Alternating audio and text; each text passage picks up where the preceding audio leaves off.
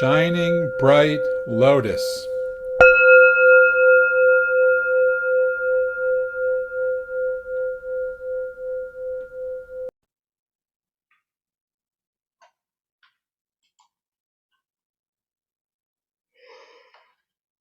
Okay.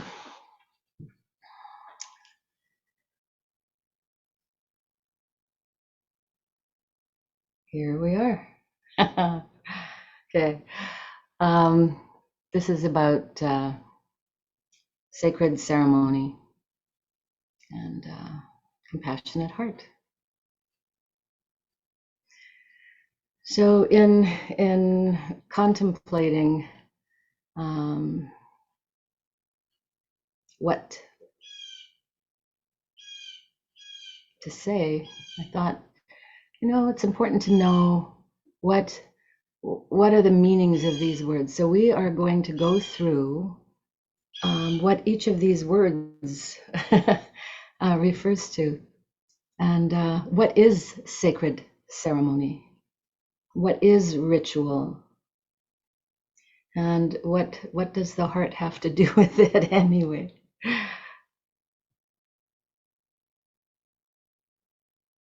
So let's start with sacred. What does the word sacred mean? So sacred is that which is of value to us. Sacred is that which is of value to us. Significant, important, worthy of our appreciation.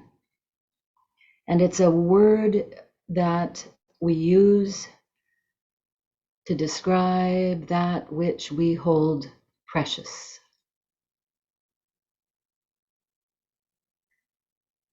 Even holy.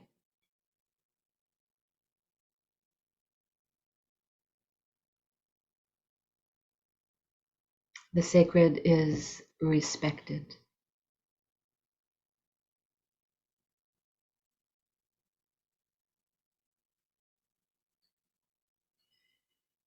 Ritual is usually a non-intellectual, a non-rational activity. It's a predetermined set of actions, words.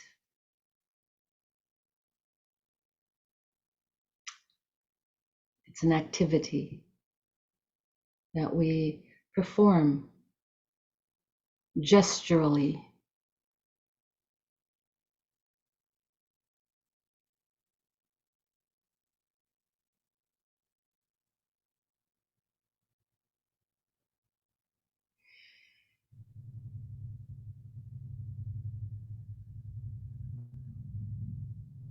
Rituals, sacred ceremony are often composed of symbols that have meaning across cultures and to our depth mind.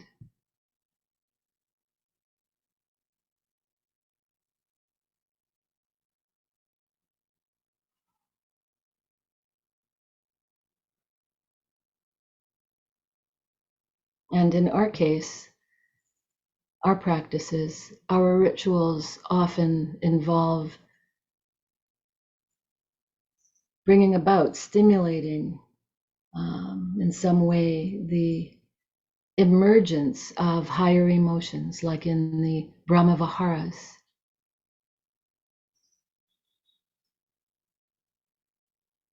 We may do certain prayers, right?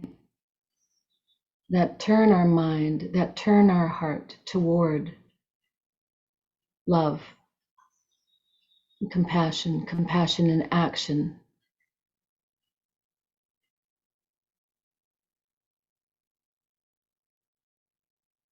Appreciation of other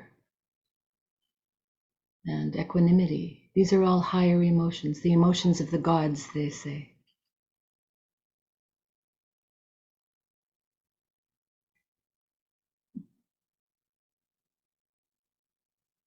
Ceremony and ritual bring people to focus on the good, the true, the beautiful, to bring about transformation of some kind or another, to bring about change.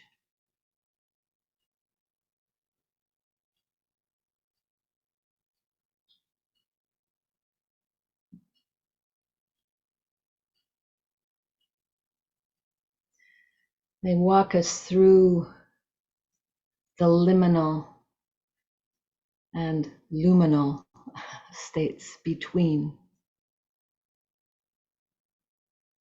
where we are and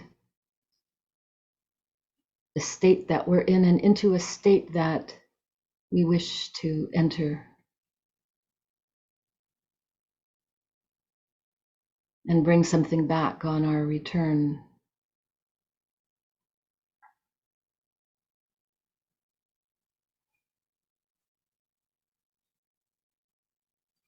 So ritual refers to actions we perform, actions that have symbolic value, performed by a single person or a whole group.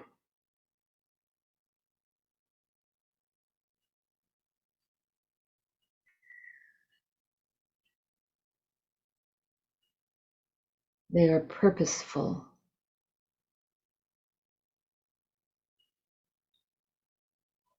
often involving care, great care, and attention.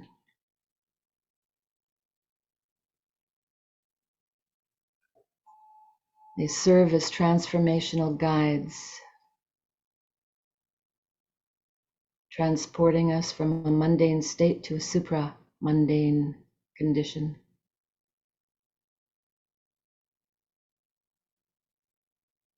Encouraging feelings of a higher order if we can simply set aside the usual judgment or defenses or beliefs, if we can simply surrender to the guide that is a ritual or a sacred ceremony.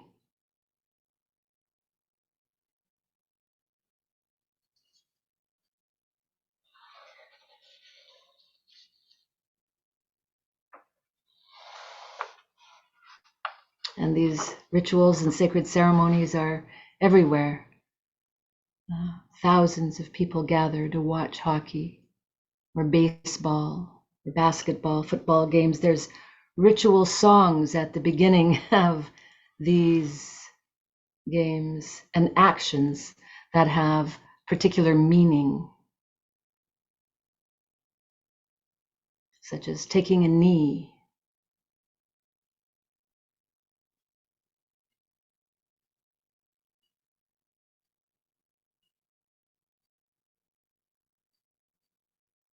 and we have ceremonies and rituals at weddings, at funerals, rites of passage,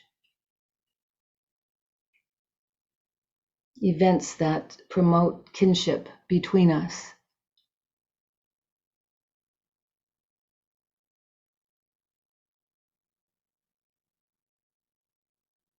And these rituals across cultures can be very similar or wildly diverse, and yet lend toward heart opening, mind opening, body opening.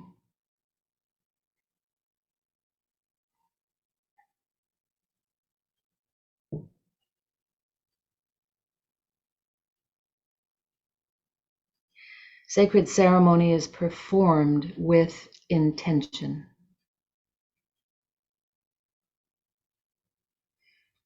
Honoring the intangible, honoring the mysterious. we perform these actions or prayers, ceremonies, to ask for assistance in some way.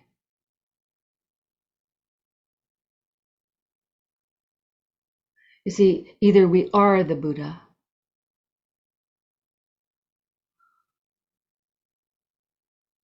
in first person, or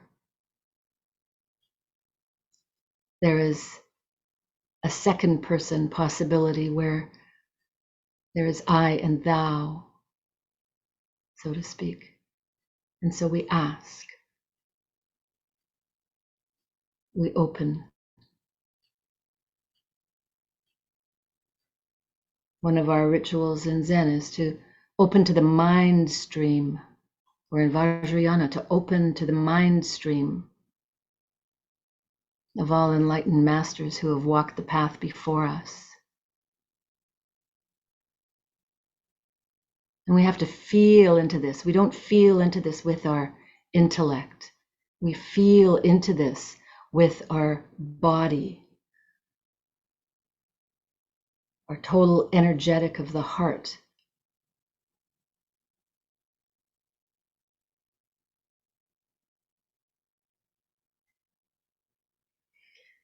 And these ceremonies reinforce our intention. We repeat and we repeat. We reinforce our intention toward accomplishing an ideal, and we embed the pathway through the ritual and sacred ceremony.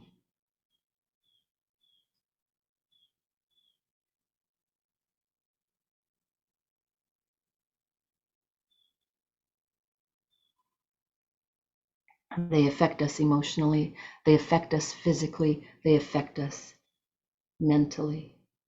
What we think, when we think what. And they can transfer us from struggle and suffering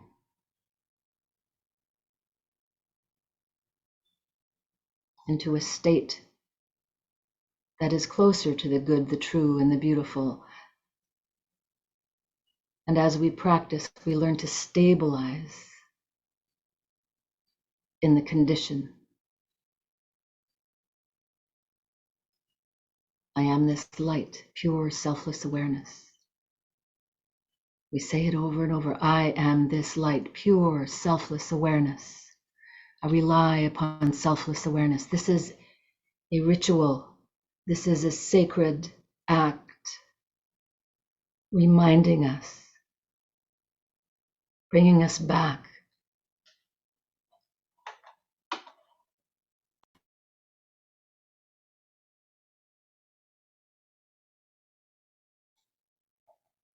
Connecting us with the archetypes, the deep archetypes of our being.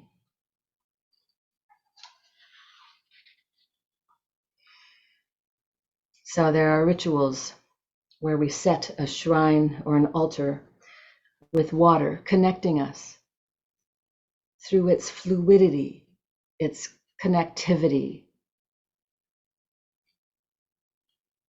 and is always whole, whether it is disturbed or whether it's calm. Water, right? We use our imagination to help us move toward a change of state, a shift in our consciousness. So an example of this is in Eastern cultures, mainly Hindu. They would have an honored guest, and to that guest they would offer water to wash the dust from their feet from having traveled. They would give water for drinking, flowers, incense, perfume, food, music.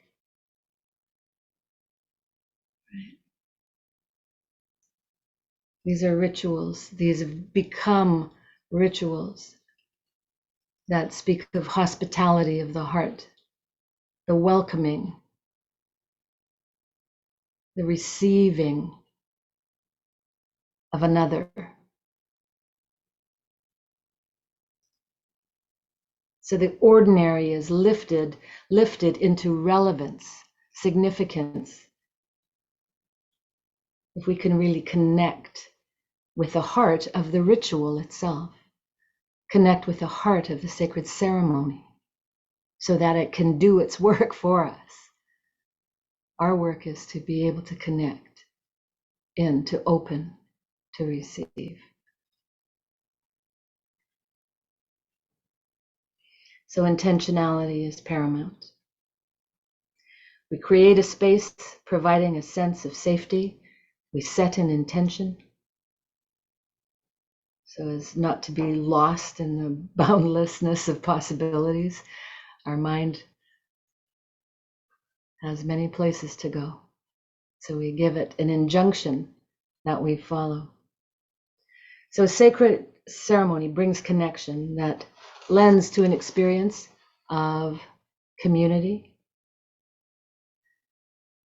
shared experience, and communion, so to speak, with that which is symbolically precious, that represents something that truly is precious.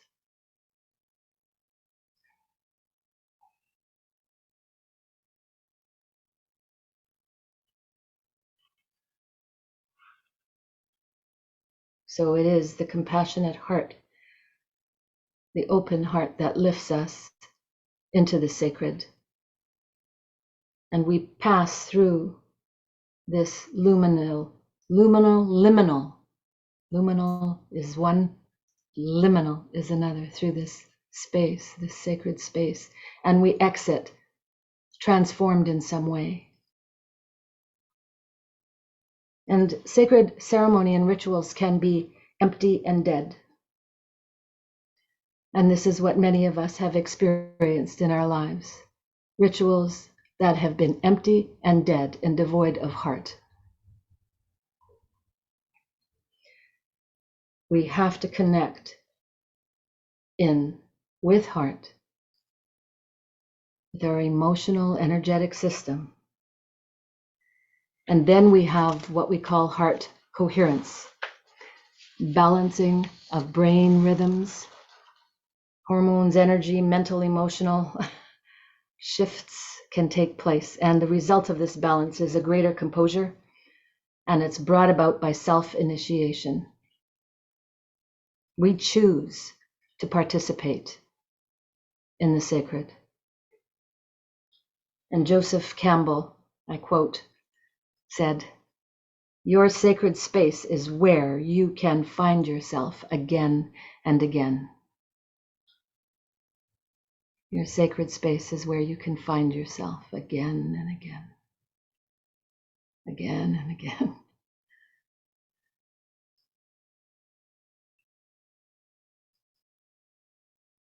And so we do this over and over.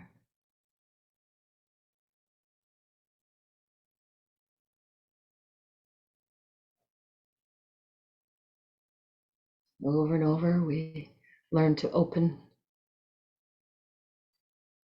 and receive, give, receive, give, receive. And so this is what I bring to you. And I thank you for your attention and heart and action in the world.